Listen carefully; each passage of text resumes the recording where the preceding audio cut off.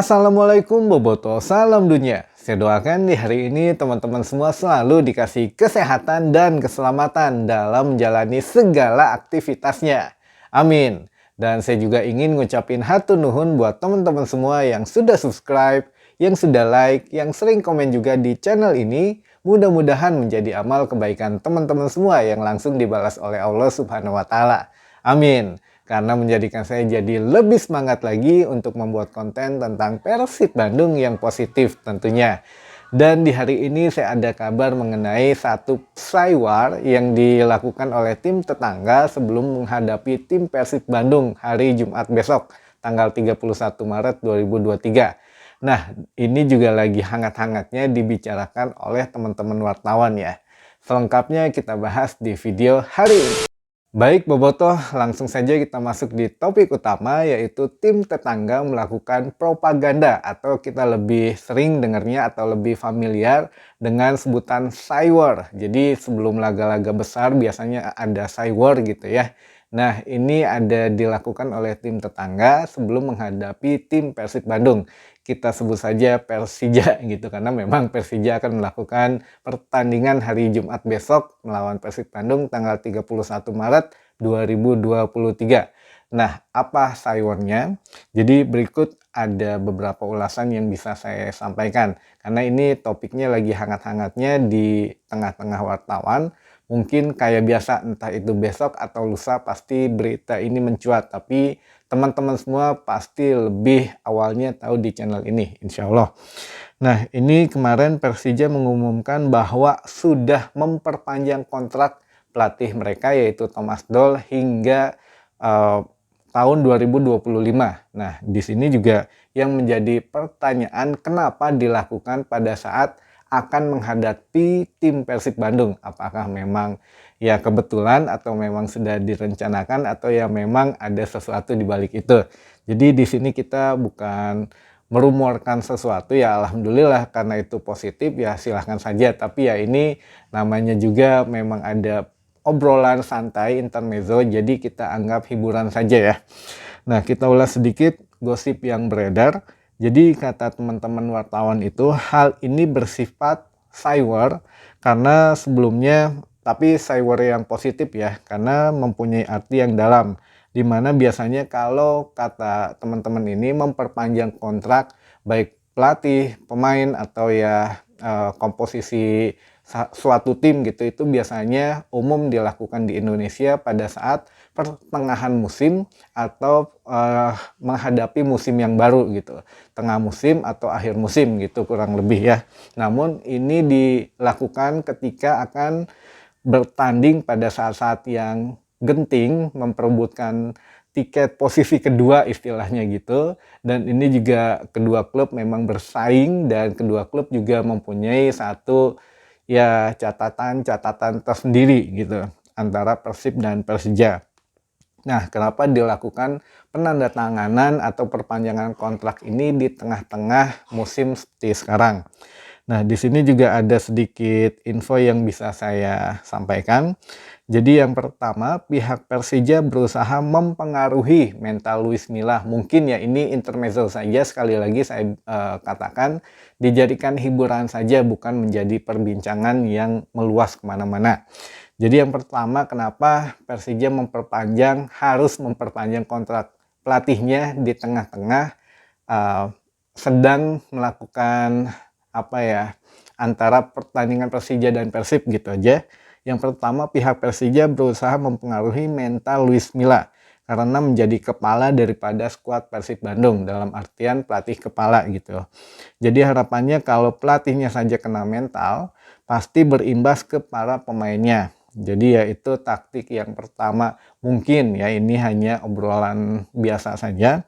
Yang kedua, kita semua sudah tahu karena Luis Milla mengatakan belum tentu akan ada di Persib musim depan katanya. Jadi mungkin ini juga dimanfaatkan oleh tim lawan gitu kan.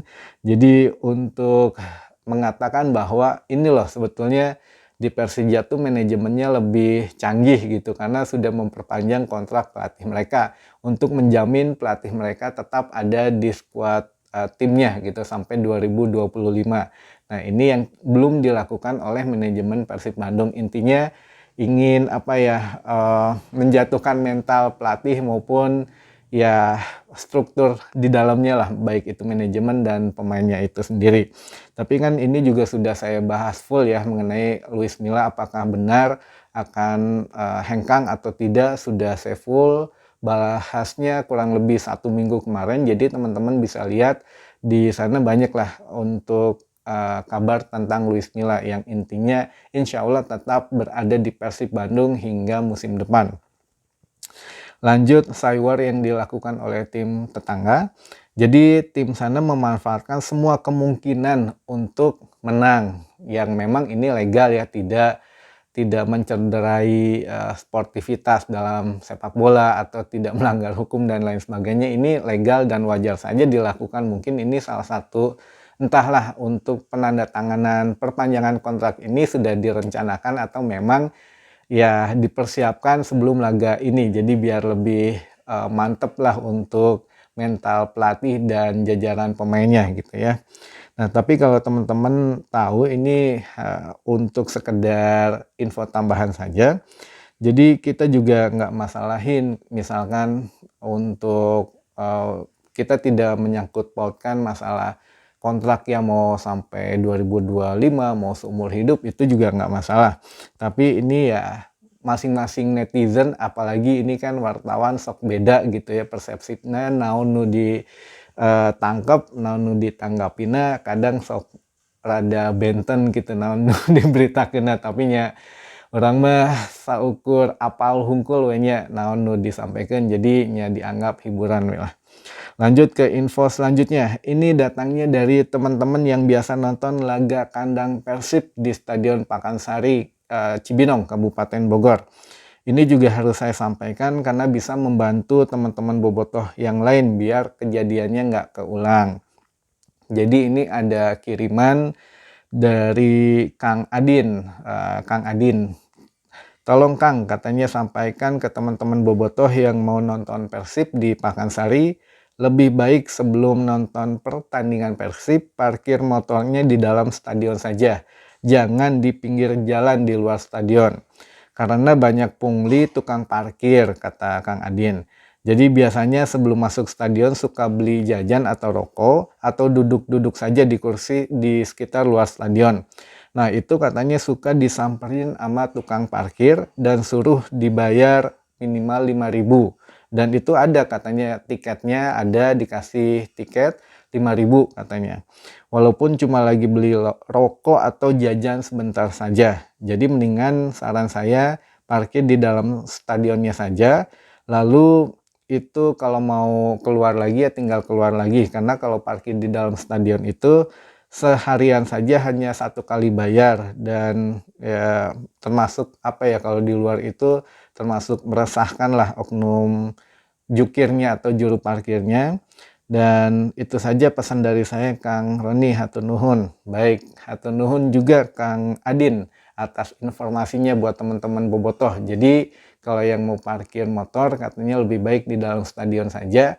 Dan kalau mau jajan, beli rokok atau ya sekedar ngopi sebelum pertandingan, ya bisa parkir di dalam stadion tapi jalan dulu ke luar stadion. Nanti balik lagi, itu kan hanya sekali bayar saja katanya. Takutnya kalau jajan di luar, di sini berhenti bayar, di sana bayar lagi, kan itu banyak katanya untuk juru parkir yang memang memanfaatkan situasi.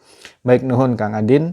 Terakhir ada kabar dari 2 pemain timnas, dari Robby Darwis dan Kakang Rudianto, yang memang sudah pernah saya kabarkan sebelum laga antara Bayangkara FC, yang mana kedua pemain ini memang dipanggil Sintayong ke tim nasional U20 untuk pemusatan latihan, tapi akhirnya meminta izin untuk diadakan atau untuk diberikan dispensasi menghadapi Bayangkara. Namun dispensasi ini masih berlanjut hingga pertandingan melawan Persija Jakarta tanggal 31 Maret mendatang. Nah, jadi setelah mungkin tanggal 1-nya atau tanggal 2-nya sudah pada bergabung ya dengan pemusatan latihan timnas. Jadi untuk Robby Darwis dan Kakang Rudianto dipastikan masih bisa memperkuat Persib Bandung melawan Persija Jakarta. Nah, bagaimana dengan 3 pemain nasional, yaitu Mark Klok, Ricky Kambuaya, dan Rahmat Irianto. Dan juga ya alhamdulillah mereka juga dipastikan akan bergabung kembali dengan skuad Persib Bandung karena akan menghadapi timnas Burundi besok ya tanggal 28 Maret. Dan setelah itu kan masih ada jeda 3 hari, kemungkinan tanggal 29 Maret kembali ke Bandung, entah langsung ikut latihan atau dikasih istirahat 1 hari, baru tanggal 30-nya berlatih bersama atau bagaimana, tergantung pemain dan Luis Millanya saja.